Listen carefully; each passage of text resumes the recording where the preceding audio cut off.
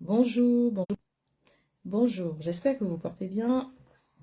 Bienvenue pour notre rendez-vous du dimanche matin. Bienvenue, bienvenue, bienvenue, bienvenue. Comment allez-vous? Moi, je suis en très bonne santé, en parfaite santé, et je rends grâce au Seigneur. Alors, qui a été béni avec Impact Conférence depuis lundi? Alors, pour celles et ceux qui ne sont pas au courant, en fait, il y a eu Impact Conférence, cette grande et merveilleuse conférence à l'église ICC à Paris. Et je vous assure que depuis lundi, on est vraiment béni. En tout cas, moi, je le suis. Moi, je le suis vraiment, vraiment, vraiment. La parole qui est relâchée, les serviteurs du Seigneur sont vraiment en train de... En fait, elle va s'achever aujourd'hui. Donc, il y a le dernier culte ce matin à 9 heures. Donc, si vous pouvez, connectez-vous pour suivre. En tout cas, j'ai eu à partager quelques moments de cette conférence sur mon profil. Donc, vous pouvez checker et vous regarder. Donc, première des choses, on va dire merci au Seigneur pour ce nouveau jour. Éternel, nous te rendons grâce. Merci, Père. Père très saint, te disons merci pour ce nouveau jour. Tu as permis que nous soyons là. Si nous sommes là, c'est par ta grâce. C'est parce que tu l'as permis. Éternel, merci pour tout ce que tu fais pour nous au quotidien. Nous te sommes reconnaissants. Moi, ta fille, je te suis reconnaissante. Reconnaissante pour tout. Reconnaissante du fait que tu m'as sorti de très loin. Tu m'as ramassé. Tu m'as prise dans les royaumes des ténèbres. Tu m'as ramenée dans ton royaume éternel. Merci pour tout.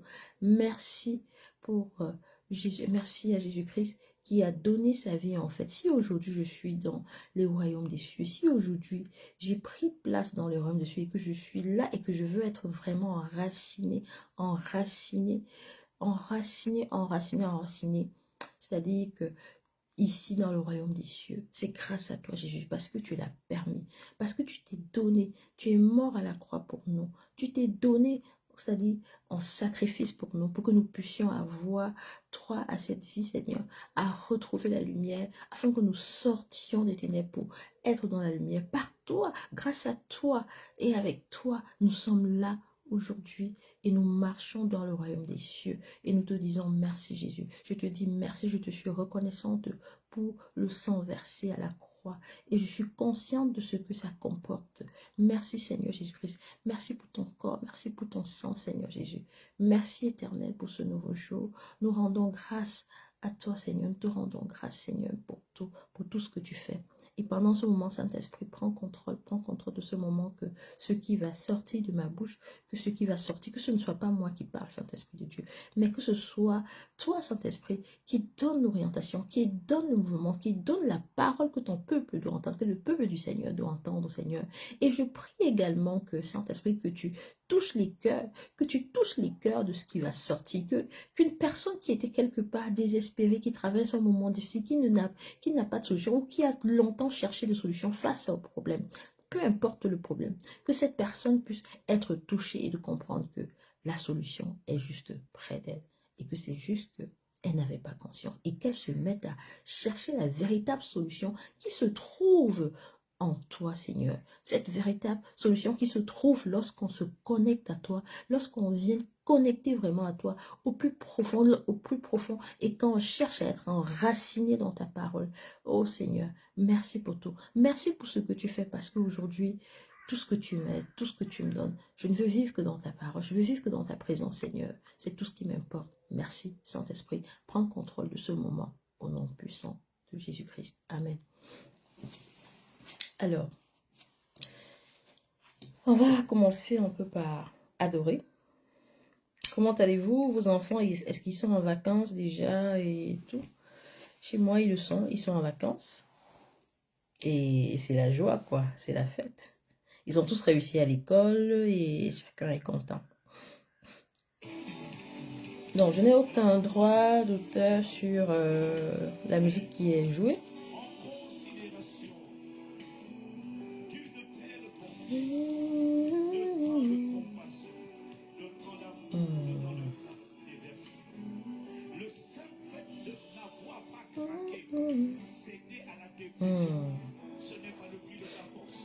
Nous avons vraiment été bénis hein, pendant cette conférence, je vous assure. J'ai vraiment été bénie. Je pense que c'est à écouter, réécouter. Pour ceux et celles qui cherchent, vous allez sur YouTube, vous tapez ICC TV et vous allez avoir toutes les vidéos depuis lundi, toutes les prédications qui ont été données. Et vous allez être bénis, je vous assure. Les enseignements qui sont donnés, franchement, c'est tellement puissant, tellement fort.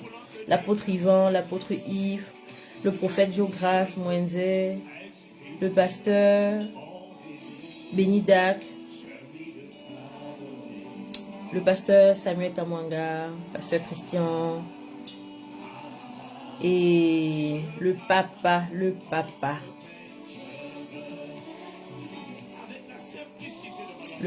père spirituel de l'église ICC, le père spirituel qui est là, le papa spirituel du pasteur Yvan et du pasteur Yves, l'apôtre Yvan et l'apôtre Yves, qui est là, qui a tout déchiré aussi. Mon désir, celui de t'adorer, mon roi. Ah, ah, je veux exprimer mon désir, celui de t'adorer, mon roi. Oh Seigneur, je veux exprimer mon désir, celui de t'adorer, Seigneur. Oh Seigneur, je veux exprimer, Seigneur, mon désir, celui de t'adorer. Oh Seigneur, lâche-toi l'architecte de ma vie, Seigneur, le potier de ma vie, Seigneur. Oh Seigneur, je veux exprimer mon désir. Aujourd'hui, il y a comme un feu qui brûle en moi et je ne peux pas me taire. Je ne peux pas me taire. Je veux juste exprimer le désir.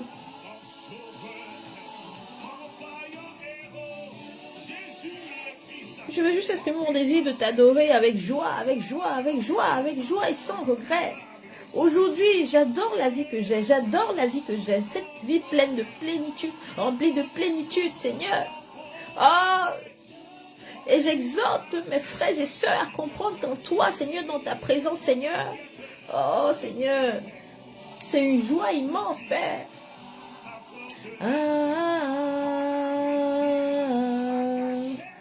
Je veux exprimer mon désir, celui de t'adorer, mon roi.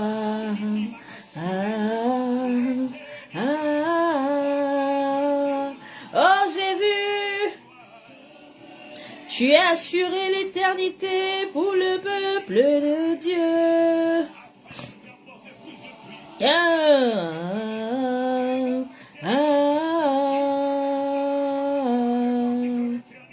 Je veux exprimer mon désir, celui de t'adorer, mon roi.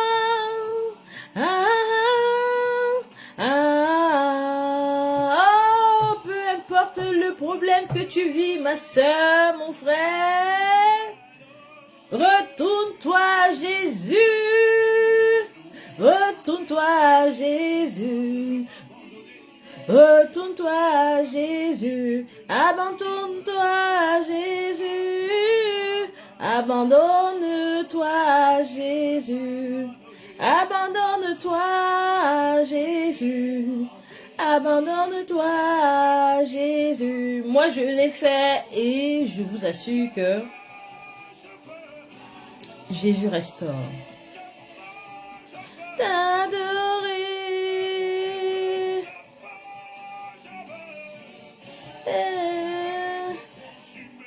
Adorer Jésus. Adorer. Comme un étendard tu es. Comme un étendard tu es.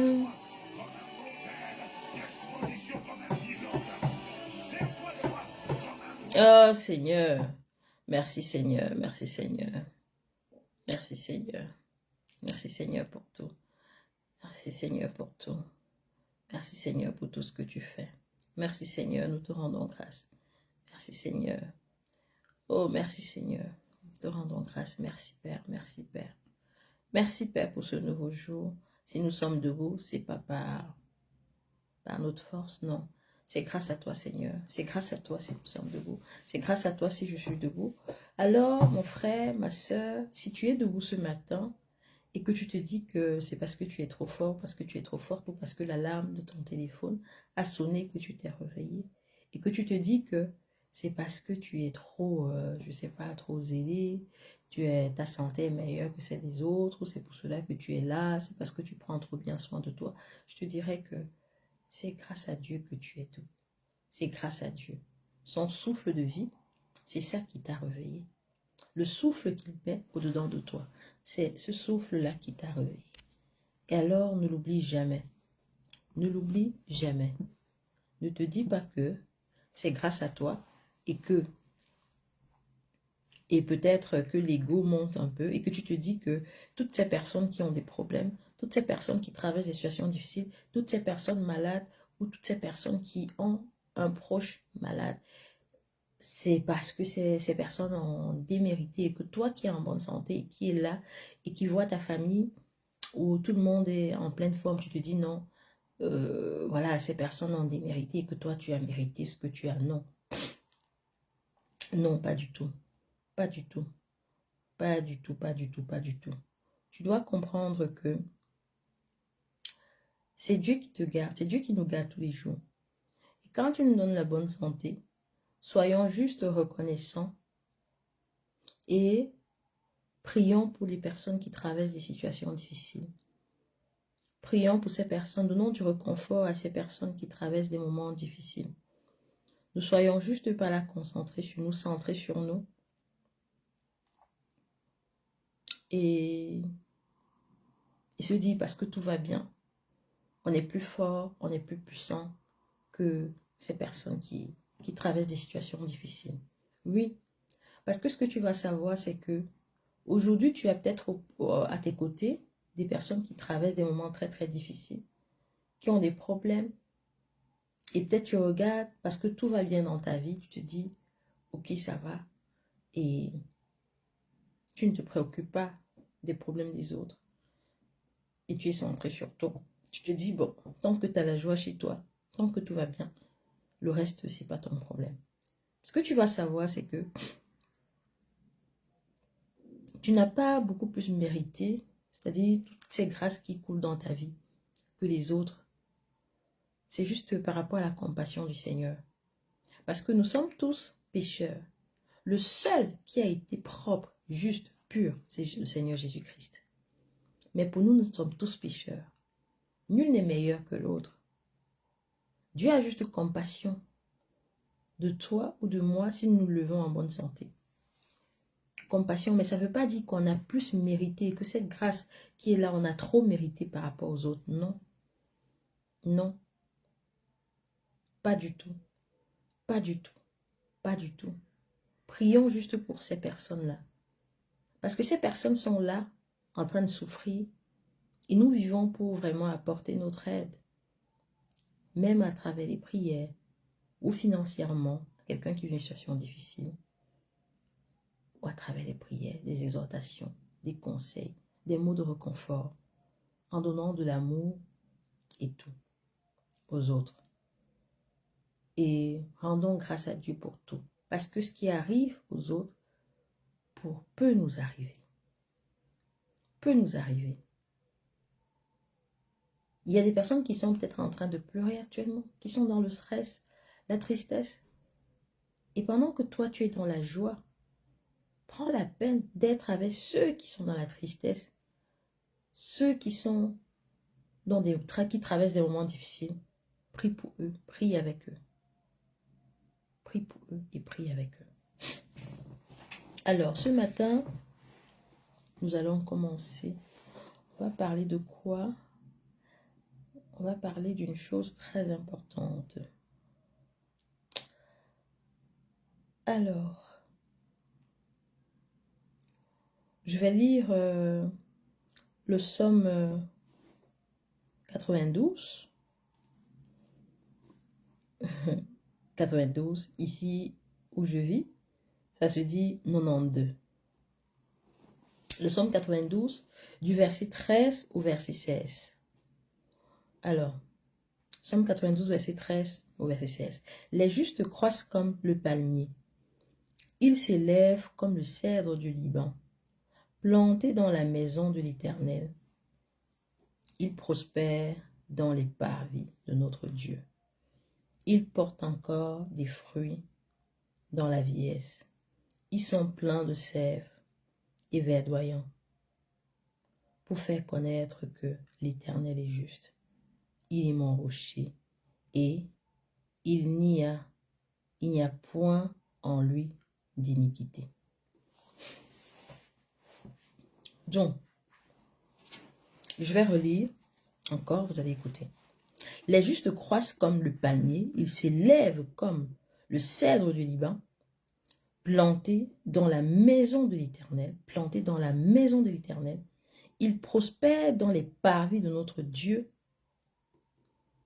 Ils portent encore des fruits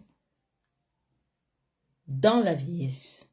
Ils sont pleins de rêves et verdoyants pour faire connaître que l'Éternel est juste. Il est mon rocher et il n'y a point en lui d'iniquité. Donc, vous voyez que ici, l'Éternel insiste en disant, les justes, ils croissent comme des palmiers. Ils s'élèvent comme le cèdre du Liban. Ils sont plantés dans la maison de l'Éternel. Ils prospèrent dans ses parvis. Ils prospèrent dans les parvis de Dieu. Ils portent encore du fruit même dans la vieillesse. C'est-à-dire les personnes justes, même quand elles ont vieilli, elles sont vraiment encore plantées dans la maison de l'Éternel et portent du fruit même dans la vieillesse. Même dans la vieillesse, ils restent remplis de sève. Ils continuent de produire du bon fruit pour faire connaître que l'Éternel est juste. Alors, je vais revenir maintenant à Matthieu dans le Nouveau Testament. Alors, où est-ce que c'est? Je vais fermer. Oh là là là là là là là. Oh là là là là là là. Alors, j'ai retrouvé.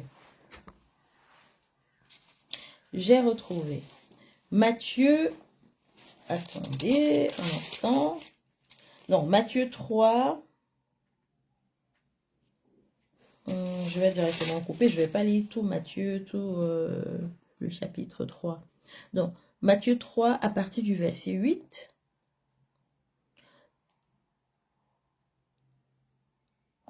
On va lire à partir du verset 7 pour que vous puissiez comprendre. Alors, c'est Jean-Baptiste qui dit, mais voyant venir à son baptême beaucoup de pharisiens et de sadducéens,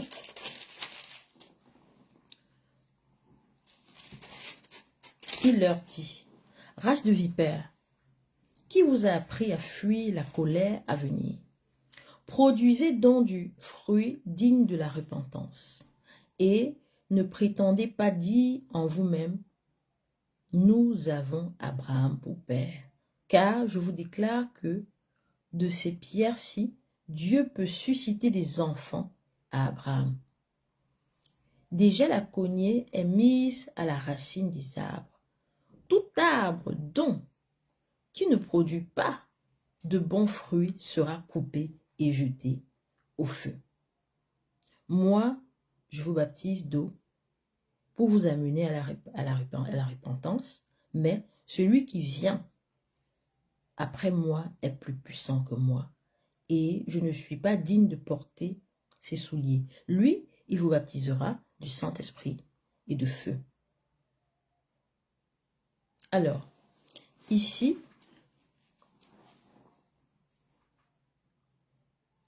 donc il s'adresse aux Sadducéens et Jean-Baptiste s'adresse aux Sadducéens et aux pharisiens. Et il dit, race de vipères, qui vous a appris à fuir la colère à venir? Ça veut dire que eux, c'est pas des gens qui produisaient du bon fruit.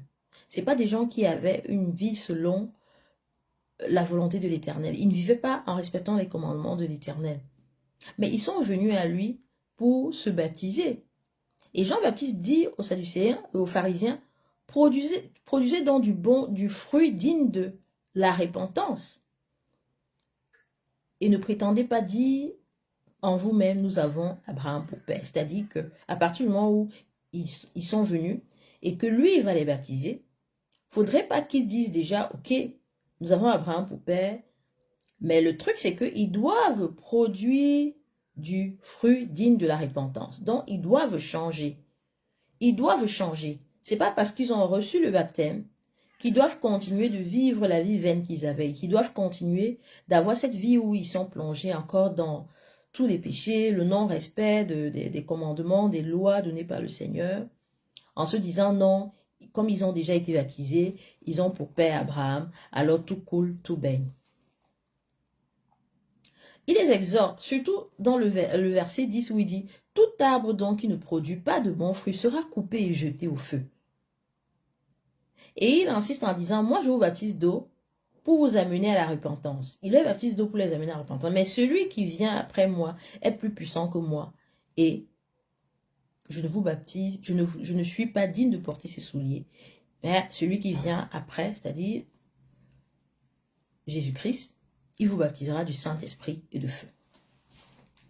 Alors, pourquoi est-ce que j'ai pris le psaume 92, du verset 13 à 16, et pourquoi est-ce que je prends Matthieu, surtout ici, Matthieu 8 qui dit « Produisez donc », Jean-Baptiste qui dit aux Sadducéens et aux pharisiens « Produisez donc du bon fruit digne de la repentance ». Et ensuite qui dit « Tout arbre qui ne produit pas du bon fruit sera coupé et jeté au feu ». Alors, dans le psaume, on va plutôt avoir le fait que il est écrit le juste. Il est écrit que les justes croissent comme le palmier.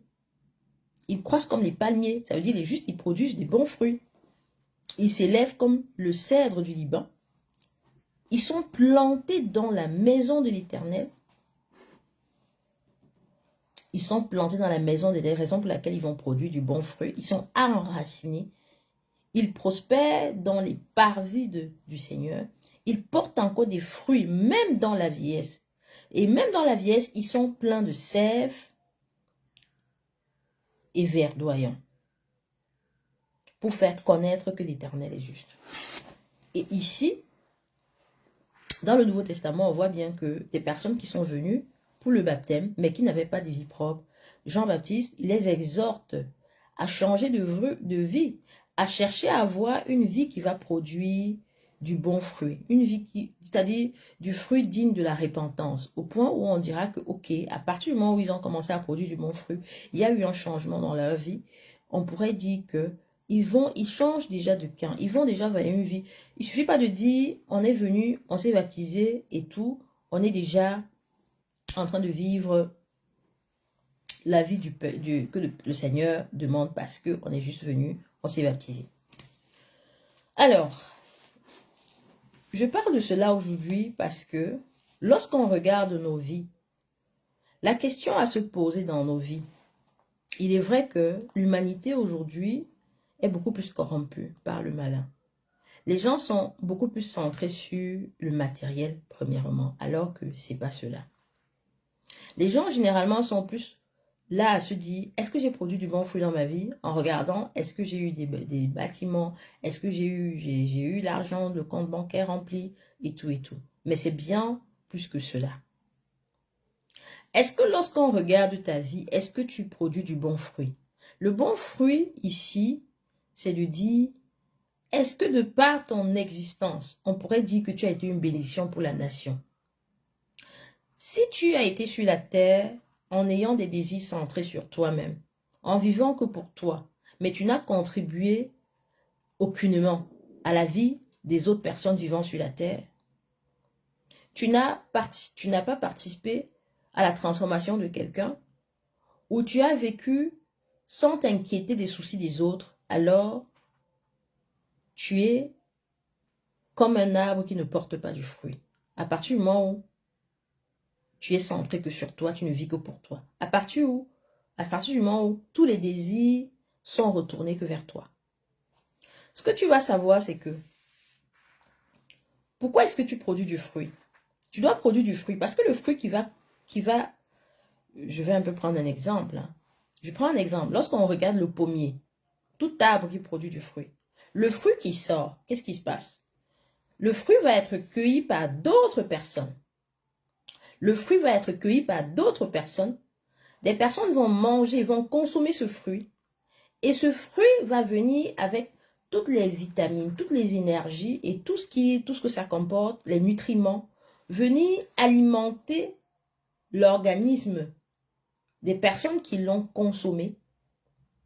Et le fruit va devenir bénéfique pour l'humain qui l'a consommé ou pour l'animal qui a consommé le fruit.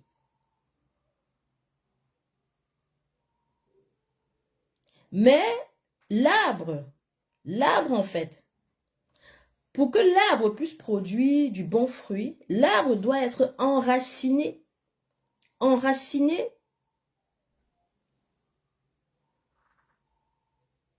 dans la terre, à l'intérieur. Ses racines doivent aller vraiment au fond, à l'intérieur, se fixer à l'intérieur. Parce que si l'arbre n'est pas vraiment, la plante, l'arbre, n'est pas vraiment enracinée dans la terre, elle ne pourra pas pousser, elle ne pourra pas produire du fruit, et ce fruit ne va pas exister. En conséquence, l'arbre ne servira à rien si elle n'est pas en train de produire du fruit. Parce que le fruit doit servir pour l'humanité. Le fruit doit servir pour la transformation des vies des autres. Les nutriments qui sont consommés, c'est bénéfique pour notre organisme. Ça nous donne de l'énergie. Ça nous donne beaucoup de choses, beaucoup de bienfaits. Ça nous apporte beaucoup de bienfaits. L'arbre doit aller dans la terre, être bien fixé, bien planté. Surtout une terre qui est bien aérée, surtout une terre où il y a toutes les énergies nécessaires pour la bonne croissance de l'arbre. Mais si on va là où il n'y a que des roches, il n'y a que des rochers et tout, où la terre n'est pas fertile aussi, où il y a de la sécheresse, et qu'on prend la graine, ou l'arbre même qu'on a coupé, je ne sais pas trop quoi, on est venu planter là, ou une graine qu'on a semée, on va voir que la plante ne va pas pouvoir pousser. Et même si à un moment elle est irriguée, elle pourrait pousser jusqu'à arriver à un certain niveau, mais si elle n'arrive pas à puiser toutes les ressources, il n'y a pas les ressources nécessaires pour sa croissance dans le sol, elle ne va pas pouvoir donner du fruit. Elle ne va pas pouvoir apporter du fruit. Et c'est comme ça que elle ne servira quasiment à rien.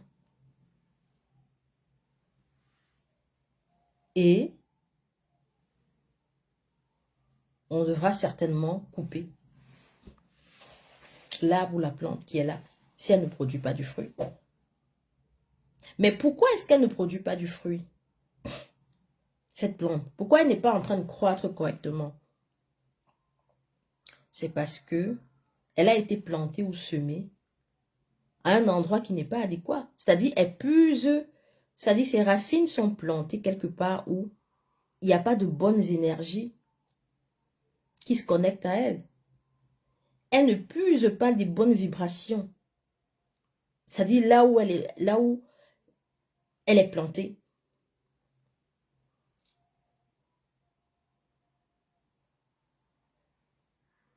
Tout ce qui s'y dégage de là où elle est, certainement c'est toxique. Certainement il y a un manque. Il y a un manque de nutriments. Soit il y a des choses toxiques là. Ce qui vont faire aussi que la santé de la plante ou la santé de l'arbre va être affectée. Et la plante ne pourra pas bien croître, être verdoyante. Elle ne pourra pas être verdoyante. Elle ne pourra pas avoir la forme qu'il faut. Elle ne pourra pas aller jusqu'à la maturité, jusqu'à produire du fruit. Mais l'humanité qui est là, qui attendait du fruit de cet arbre, qui attendait consommer du fruit pour avoir les bénéfices de ce fruit-là dans l'organisme,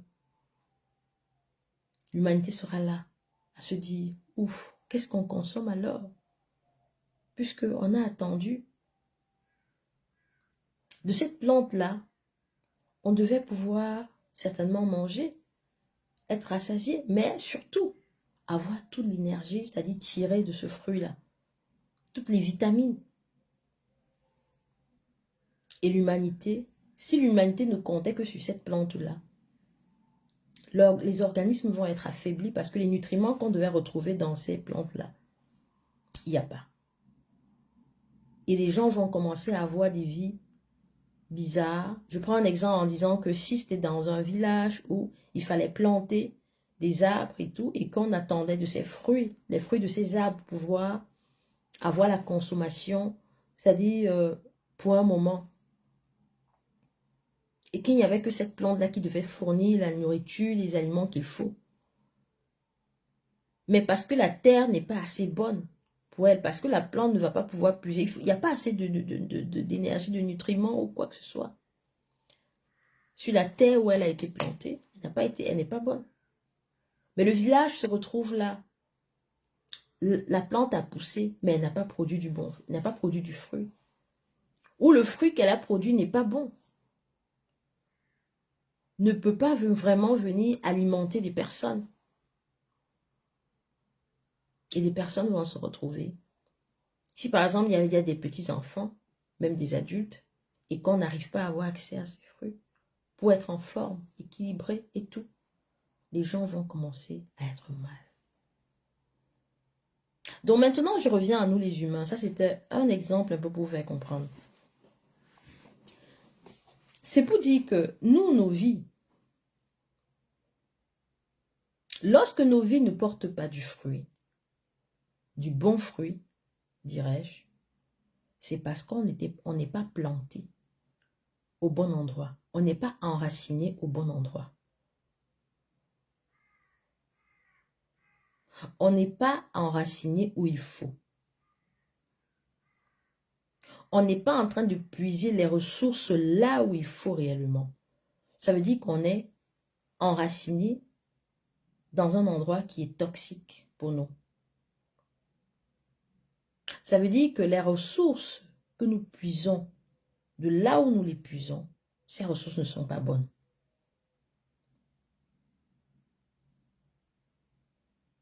Par conséquent, puisque nous sommes enracinés, là où c'est pas bon, là où c'est toxique, qu'est-ce qui va se passer? On ne va que produire du mauvais fruit ou ne même pas produire de fruits.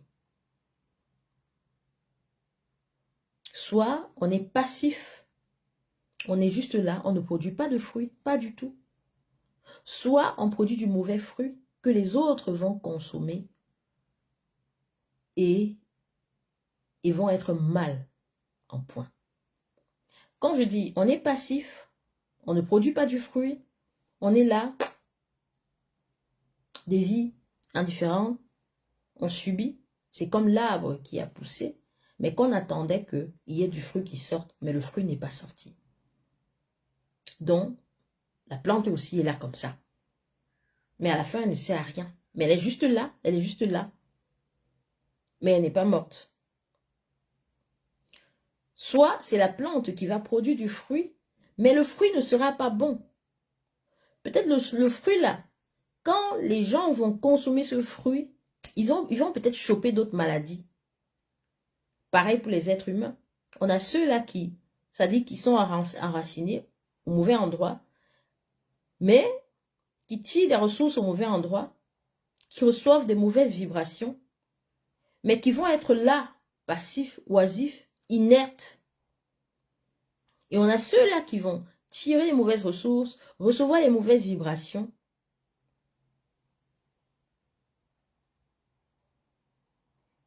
On a ceux-là qui vont être connectés à la mauvaise fréquence de l'endroit où ils tirent leurs ressources, mais qui vont émettre du mauvais fruit et contaminer les autres à être aussi mauvais comme eux et à continuer d'émettre le mauvais fruit.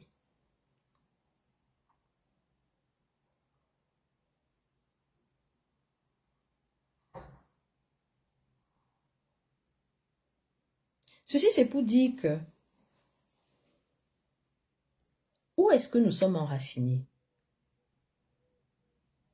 Moi, je me pose la question, je t'invite à te poser la question. Tes racines sont fixées où? Tes racines. Quand tu regardes ta vie, quand tu regardes ce que tu fais au quotidien, quand tu regardes ton apport dans la vie des autres, où es-tu enraciné? Est-ce que tu es juste comme cet arbre-là qui est là, inerte, qui, voilà, si tu es centré, tu vis centré sur toi-même, tu ne produis pas du fruit, donc on ne voit pas ce qui sort de toi et que l'autre peut cueillir de toi et dire, voilà, grâce à sa vie, j'ai pu avoir ceci, mais que tout retourne que sur toi. C'est-à-dire, cet arbre-là qui était juste là comme ça, mais qui poussait quand même, mais qui ne pouvait pas sortir du fruit, ou qui refuse quelque part de sortir du fruit que les autres peuvent manger pour être bien. Es-tu cette personne-là juste centrée sur toi, qui, voilà, où rien ne sortira de toi pour que d'autres puissent dire que, voilà, ils ont profité de toi? Ou es-tu cette personne-là où ce qui sort de toi est plutôt mauvais et que les autres, quand les autres vont être en contact à ce qui sort de toi, les vies des autres vont être impactées négativement parce que le fruit qui est sorti de toi était négatif, parce que tu as enraciné là où il ne faut pas. Tu as enraciné là où tu puisses plutôt de la toxicité, tout ce qui est négatif, et qui te donne des mauvaises caractéristiques. Tu es rempli d'aigreur, de haine, d'amertume. Parce que oui, les circonstances de la vie t'ont fait vivre peut-être qu'il y a quelque chose d'assez douloureux et ça a empoisonné ton cœur et du coup tu es allé prendre tes racines là où c'est mauvais et ce qui sort de toi maintenant c'est l'amertume, la colère, la douleur. Parce que oui, on t'a fait du mal dans le passé, on t'a blessé, tu es allé t'enraciner, c'est-à-dire dans les racines de l'aigreur, de l'amertume, de la colère. Et ensuite, tu tires, comment dirais-je? Tu tires, c'est-à-dire toutes tes ressources, tu les tires là-bas, là où est fixé le mot colère, amertume, haine, rancune, en te justifiant en disant, on m'a fait du mal, je ne pardonne pas, je reste fixé là-bas. Et parce que tu puises ces ressources-là, c'est ce que tu aimais aux gens. Tu aimais aussi de la colère, de l'amertume et tout aux gens. Et ça contamine les gens. En commençant certainement par ta maison, tes enfants, qui vont être contaminés, qui vont reproduire le même schéma. Ou ton entourage.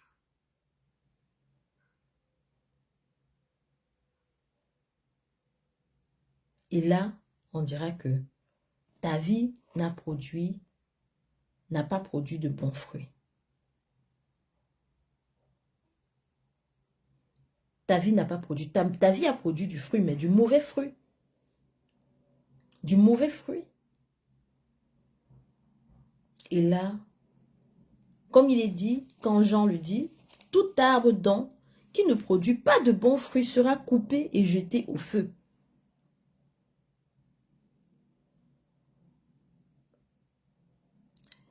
Mais il ne se fait pas tard. Dans ces deux cas, soit tu ne produis pas du fruit, soit tu produis du mauvais fruit. Il ne se fait pas tard. Comme l'ont fait les Sadducéens en venant vers Jean-Baptiste, tu peux revenir au Seigneur pour commencer cette marche où tu vas produire du fruit digne de la repentance. Tu dois revenir au Seigneur en toute conscience. Parce que normalement, quand Dieu t'a créé, Quand Dieu t'a créé, c'était pour que tu ailles vraiment produire du bon fruit, pour que tu ailles être une bénédiction pour les gens, pour que les gens, à partir de ce qui est sorti de toi, que les gens puissent être transformés. Tu n'as pas été créé pour rester centré sur toi, à te préoccuper de toi. C'est comme cet arbre-là qui n'est pas en train de produire du fruit. Certainement, cet arbre est en train de pleurer à l'intérieur de lui-même en disant, non, je n'arrive pas à bien manger, peut-être les ressources que je tire du sol sont petites. Oh non, moi-même non, moi je veux d'abord assez, je veux assez, assez, assez, assez. Et du coup, cet arbre-là se concentre sur lui et reste là comme ça. Et tout tourne que dans lui.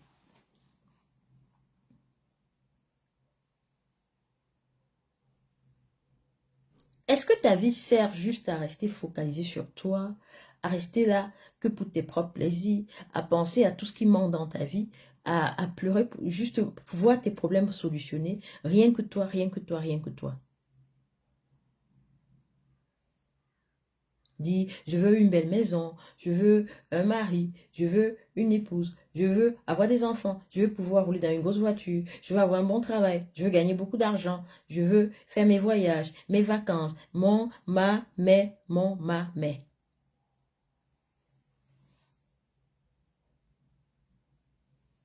Quand tu regardes ta vie aujourd'hui, est-ce que tu penses que tu as été juste créé pour ma maison, ma voiture, mon argent, moi riche, je veux gagner de l'argent, je veux moi. Est-ce que tu as été créé juste pour cela? Ou je veux avoir un mari, je veux avoir un mari, je veux me marier, je veux un mari qui m'aime, je veux un mari qui m'aime, je veux un mari qui m'aime, au point où tu tombes malade, tu tombes dans la dépression, parce que oui, tu n'as pas le mari qui t'aime, ou tu n'as pas encore rencontré le mari qui t'aime, comme tu le veux, selon toi. Est-ce cela le but de ta vie?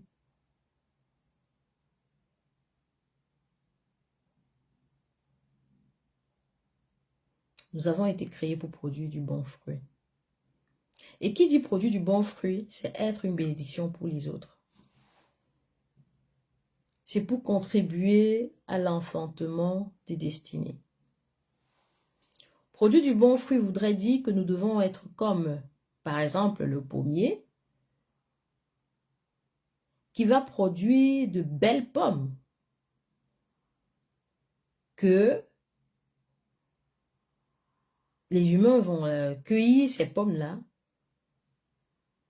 et vont manger ces pommes et bénéficier de tous les nutriments qui s'y dégagent. Parce que le pommier a été enraciné à la bonne terre. Ça veut dire que produire du bon fruit, pour que nous puissions produire du bon fruit, nous devons être enracinés sur la bonne terre. Nous devons être enracinés sur la bonne terre. Parce que c'est cette bonne terre-là qui va nous communiquer tout ce qu'il faut. Cette bonne terre-là qui va nous transmettre tout ce qu'il faut.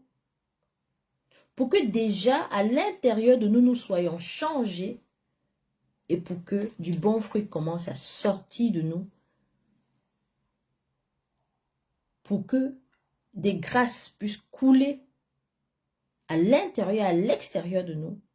Et pour que des eaux vives, des eaux vraiment vives puissent jaillir de nous. Mais on doit être connecté à la bonne terre. On doit être enraciné sur la bonne terre. Et quelle est cette bonne terre? Quelle est cette bonne terre? On va revenir sur le Psaume 92. Le Psaume 92, je vais relire, dit « Les justes croissent comme le palmier, ils s'élèvent comme le cèdre du Liban. Plantés dans la maison de l'Éternel, ils prospèrent dans les parvis de notre Dieu. » Donc, la bonne terre, en fait, c'est la maison de l'Éternel. Tu veux produire du bon fruit, ta vie doit porter du fruit. Des gens doivent pouvoir manger de ton fruit, de ce qui sort de toi pour qu'il soit transformé. Alors toi, pour que tu arrives à faire cela, tu dois être planté dans la maison de l'Éternel. Tu dois être planté dans la maison de l'Éternel. C'est ça le but de nos vies.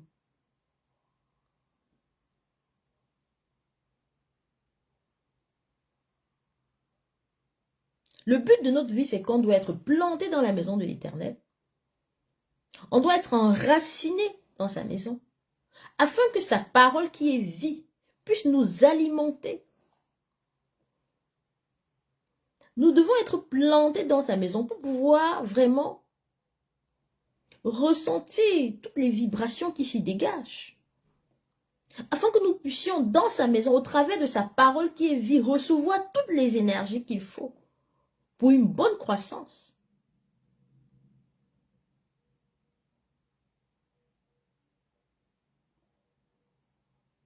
Parce que planté dans sa maison, enraciné vraiment dans sa parole qui est vie, nos vies par la suite vont porter du fruit.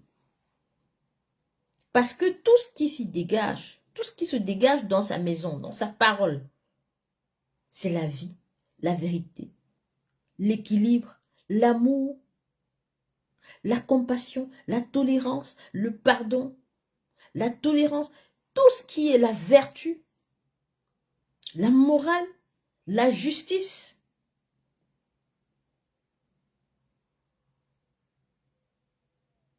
L'intégrité, les bonnes valeurs et les bonnes mœurs.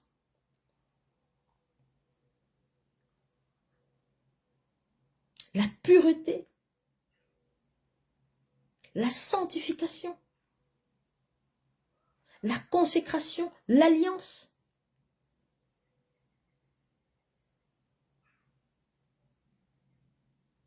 L'identité propre de l'humain.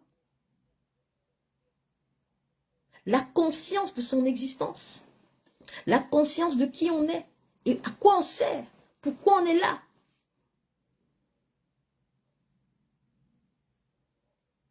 Et c'est ce qui va nous amener à produire du bon fruit.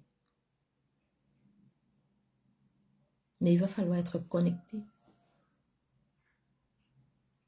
Il va falloir être enraciné. Il va falloir être planté dans la maison de l'Éternel. Je ne dis pas de rester à la surface parce que on peut venir dire qu'on est dans la maison de l'Éternel, mais les racines ne sont pas profondes. Les racines ne sont pas vraiment allées se fixer, c'est-à-dire sous la terre, là où personne ne voit. Parce que si les racines ne sont pas assez fixées sous la terre, les racines ne sont pas au fond, au moins aller à plusieurs mètres, alors le vent, quand le vent soufflera, on tombera.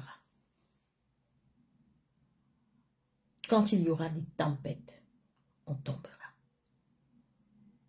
Et les tempêtes, le vent, c'est quoi? L'adversité.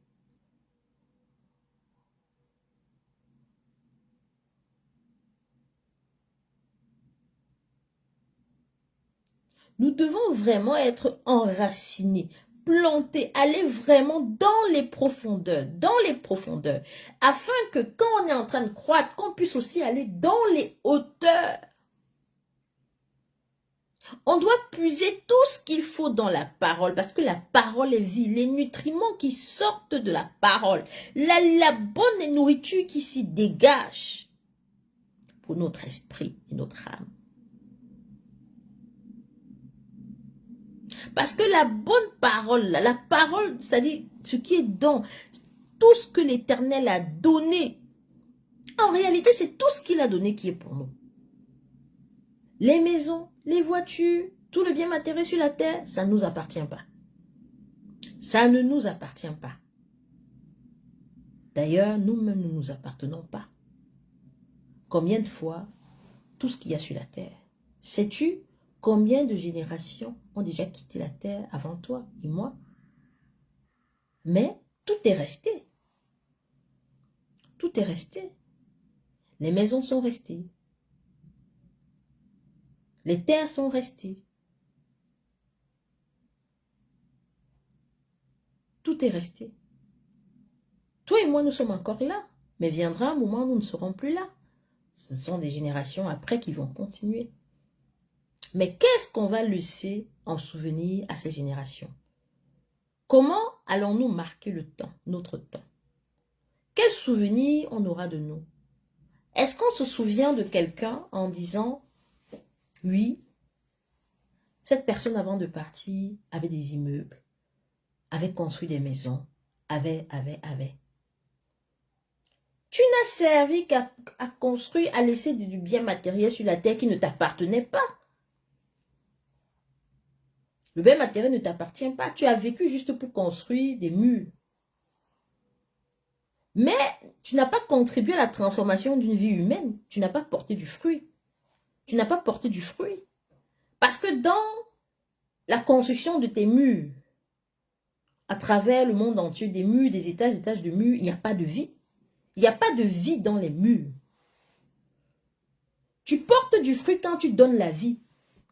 Quand je dis donner la vie, je ne parle pas de parents géniteurs. Je ne parle pas là de machin dit que j'ai accouché ou j'ai mon enfant et tout.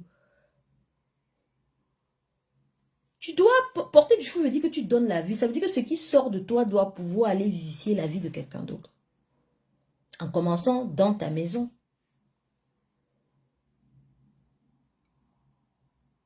Tu es participant ou participante de la nature divine. Ce qui voudrait dire que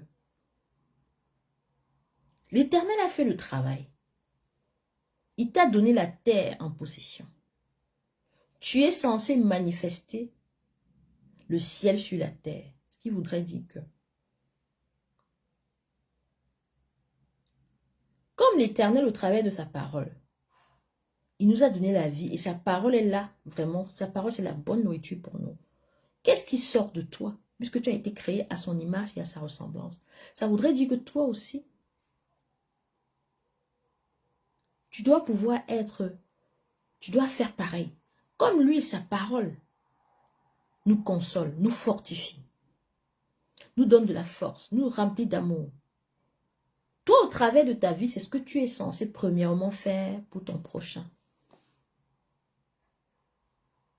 Pas juste être concentré sur toi.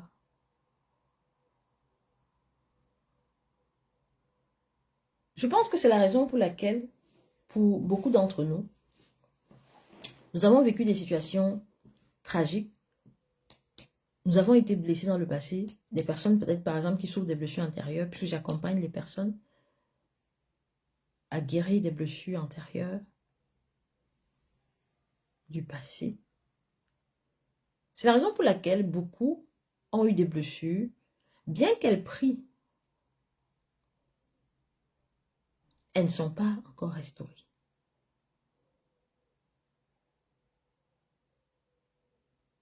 Parce qu'à partir du moment où tu te dis, tu pries, tu dis, je veux être restauré, je veux être guéri. Mais si au fond de toi, tu pries pour cela, mais encore, il y a de la haine, de l'amertume, de la colère, le non-pardon, par rapport à toutes les personnes qui t'ont fait du mal, qui t'ont fait souffrir. En quelque sorte, tu gardes encore en toi des ténèbres. Tu n'es pas vraiment enraciné dans la maison de l'Éternel. Tu es encore enraciné dans les ténèbres. Je sais que ce n'est pas facile, mais tu dois vraiment pardonner. Tu dois vraiment pardonner. Et tu dois comprendre que face aux personnes qui t'ont fait du mal, continuer comme ça à avoir de la colère, de l'amertume, de la haine pour eux, tu te fais du mal à toi, premièrement. Tu te gardes toujours enchaîné. Tu te gardes toujours dans des chaînes. Et tu restes enraciné encore dans ces blessures-là profondément. Et du coup, les sentiments de haine, d'amertume, de colère te contaminent. Et parce que ça te contamine et que ça vibre au-dedans de toi, dans tout ton corps, ce sont ces fréquences-là que tu vas émettre. Et du coup, tu ne pourras pas produire du bon fruit. Mais tant que tu restes centré sur toi et que tu ne comprennes pas que tu dois pardonner parce que à partir de ton histoire, tu dois pouvoir devenir cette lumière-là pour les autres en te disant, je dois être restauré parce que je dois pardonner, je dois être restauré parce que je veux devenir une lumière pour d'autres personnes. Peut-être sensibiliser d'autres personnes, peut-être prier pour d'autres personnes, pour que des personnes aussi soient restaurées. Si tu ne vois pas comme ça, te préoccuper des autres Et que rester juste centré sur toi en disant, on ne m'a pas fait ça, on m'a fait ceci, on m'a fait souffrir, moi, je n'ai pas, ça veut dire que tu restes dans ton passé, tu restes bloqué dans ton passé. Et parce que tu restes bloqué dans ton passé, tu veux que les gens viennent te faire plaisir, que les gens viennent te demander peut-être pardon. Tu veux que les gens viennent arranger ce qu'ils ont gâté. Tu veux que les gens viennent. Et comme ça, toute ta vie, tu es en train de vieillir, tu es en train de vieillir, tu es en train de vieillir. Et tu te cales sur place. Ta vie n'est pas en train de produire du fruit. Raison pour laquelle tu ne vas pas vivre le bonheur sur la terre. Et tu es comme un arbre qui ne produit pas du fruit, du bon fruit, qu'il faut couper. Ta vie ne sert à personne. Je ne te parle pas d'une vie où tu vas dire que non, le matin, je m'occupe de mes enfants, je fais à manger, je donne à mes enfants et je m'occupe de mon mari, je m'occupe de ma maison. Ta vie n'est pas seulement à cela. Ça ne se limite pas à ça. Il y a des nations dehors. Tu as un peuple attaché à ta destinée. Produire du bon fruit voudrait dire que il y a un peuple que Dieu a choisi et que ce peuple-là, c'est toi qui vas libérer ce peuple. Quand on dit produire du bon fruit, c'est que tu dois contribuer à la transformation des autres. Tu dois faire en sorte que les autres qui étaient vraiment dans les ténèbres puissent sortir des ténèbres et rejoindre la lumière. Mais avant tout, tu ne dois pas te dire que non, il faudrait d'abord que tout soit parfait chez toi. Non. On ne vit pas pour soi. Dieu a dit, tu aimeras ton Dieu, tu aimeras Dieu de tout ton cœur, de toute ton âme, de toute ta pensée, et tu aimeras ton prochain comme toi-même. Voilà pourquoi on vit. Pour ces deux choses. Et ton prochain, ce n'est pas tes enfants, ton mari, et c'est tout. C'est qu'est-ce que tu apportes de bon aux autres. Mais pour que tu puisses apporter quelque chose de bon, du bon fruit, tu dois aller t'enraciner dans la maison de l'Éternel, afin de pousser comme le cèdre du Liban, d'être comme le cèdre du Liban. C'est-à-dire que le cèdre du Liban, c'est-à-dire même dans la vieillesse, continue de produire du bon fruit. Et qui garde la sève et reste verdoyant. Le juste. Tu dois devenir le juste. Qui va croître comme un palmier, le dit l'Éternel. Tu vas t'élever comme le cèdre du Liban. Tu vas être planté dans la maison de l'Éternel. Tu vas prospérer dans ses parvis. Tu vas porter de bons fruits. Tu dois te dire, je dois porter du bon fruit même dans ma vieillesse. Le bon fruit, porter de bons fruits, c'est ce que tu apportes aux autres. De la même manière que l'arbre pousse et met son fruit, nous on consomme. Ça nous aide. Toi, c'est ton but sur la terre. Mais l'arbre est enraciné sur la bonne terre. La bonne terre pour nous les humains, c'est dans la maison de l'Éternel. Donc ça, c'est ce que je voulais partager avec vous ce matin. Donc, je vous dis déjà très bonne semaine. Très bonne semaine. Et prenez le temps vraiment de réfléchir. Ensemble, réfléchissons. Comprenons que nos vies, en fait, sont telles qu'elles sont parce que nous sommes enracinés sur la mauvaise terre. Sur la mauvaise terre. Et nous devons vraiment comprendre le rôle. Pourquoi est-ce qu'on vit? Pourquoi est-ce qu'on existe? Est-ce que c'est juste pour résoudre nos propres problèmes personnels? Non. Tout commence à changer dans ta vie quand tu t'intéresses aux autres, quand tu veux résoudre les problèmes des autres, même quand les tiens ne sont pas encore résolus. Oui. Dans la vie, il y a le donner et le recevoir. Si tu veux juste recevoir, et que tu ne donnes à personne, tu n'apportes rien à personne, comment vas-tu voir ta vie changer? Rien ne changera. Il y a un prix à payer. Mais la meilleure alliance, c'est de faire alliance avec l'Éternel, de rentrer, être enraciné dans sa maison, parce que quand tu es enraciné dans sa maison, je ne dis pas de rester à la superficie, vraiment profondément, désirer son amour, la soif de le connaître, avoir conscience de qui il est, de qui tu es, et pourquoi est-ce qu'il t'a créé. Et rester là avec cette clarté-là, cette vision-là. Ainsi, quand même les tempêtes, quand la tempête soufflera, ou quand le vent, voilà, tu ne tomberas pas.